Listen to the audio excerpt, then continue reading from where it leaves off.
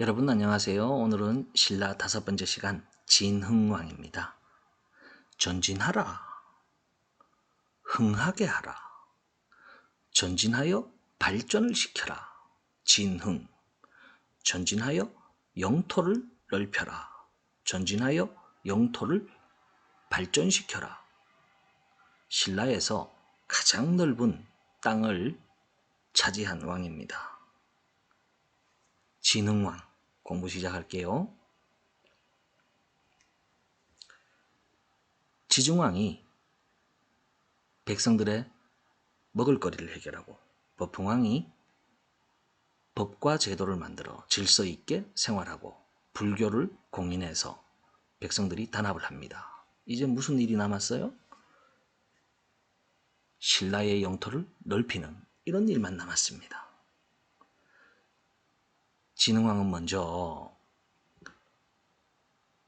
청소년들을 교육시켜 무예를 가르치고 글공부도 가르치는 화랑도라는 청소년 수련 단체를 만들어서 아주 씩씩한 군인들을 길러냅니다.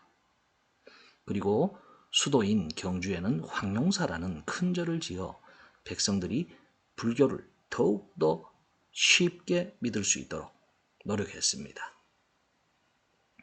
여러분들 사다함, 관창, 김유신 모두 신라의 화랑 출신이에요.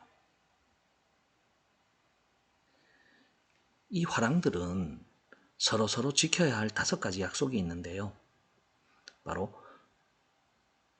충성으로 임금을 섬긴다, 효도로 어버이를 섬긴다, 친구들 사이에는 믿음이 있어야 된다, 싸움에 임해서 전쟁에 나가서는 후퇴하면 안 된다, 산 것을 죽일 때는 항상 조심해야 된다. 이런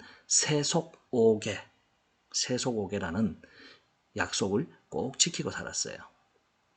그리고 화랑들끼리 서로 약속을 했는데 전쟁에 나가서 죽을 때까지 최선을 다해서 싸우자 하면서 임신석이석이라는 돌이 발견되기도 했습니다.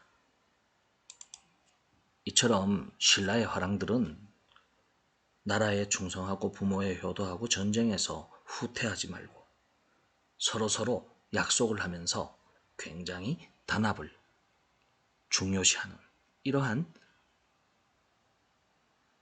청소년들이었습니다. 전쟁을 치르기 위해서 이제 청소년들을 교육시켜 훌륭한 장군으로 만들어 영토를 확장하기 시작합니다. 중국과 교류하기 위해서 한강유역을 차지해야 되는데 고구려가 차지하고 있는데 고구려의 힘이 너무나 강한 거예요. 그래서 백제의 힘을 빌리기로 작정을 했습니다. 진흥왕이 백제의 성왕에게 한강 빼앗으면 그 땅은 네가 해라. 내 삼마 한강에서 배 타고 중국 좀 갈란다. 성왕아 꼬마 됐나? 자, 이렇게 성왕에게 제안하니 성왕은 백제의 옛 수도가 한강유역이잖아요. 성왕이 땡큐 하죠. 그래서 백제와 신라는 서로 연합을 해서 고구려 한강유역을 공격해서 빼앗습니다. 그런데 반전 일어납니다. 진흥왕이 성왕과의 약속을 지키지 않는 거예요. 한강유역을 신라가 독차지하는 거예요.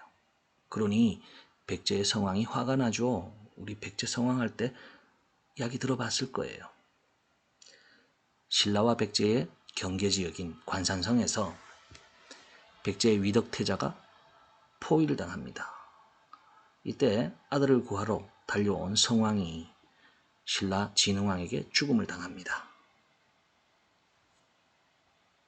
비로소 이제 한강유역은 신라가 독차지를 하게 되었습니다.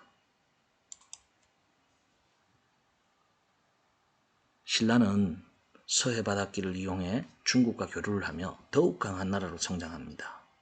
그리고 발밑에 있던 대가야를 멸망시켜버리고 낙동강 유역까지 다 차지해버립니다. 우리나라의 가장 중요한 강이 한강, 그리고 낙동강인데 두 개의 큰 강을 모두 신라가 차지하는 겁니다. 그리고 동해안을 따라서 북쪽으로 전진해서 고구려를 공격해 함흥평야, 지금의 북한 땅입니다. 함흥평야까지 차지를 했습니다. 새로이 차지한 땅에는 여기는 신라 땅이야 하면서 순수비를 세웠습니다. 그 중에 가장 중요한 지역이 한강유역이죠. 그래서 서울에 있는 북한산에 북한산 순수비를 세웠습니다. 스스로 정리하기, 넓어지는 신라의 영토, 초성 힌트가 나가 있습니다. 진흥왕의 영토 확장 1번, 어디를 차지했어요? 한강을 차지했습니다. 그리고 발밑에 있던 대가야를 멸망시킵니다. 이제 신라는 고구려의 땅이었던 함흥평야, 동해안을 따라서 계속 전진을 해 함흥평야까지 차지하면서 신라 역사상 가장 넓은 땅을 차지하게 되는 겁니다.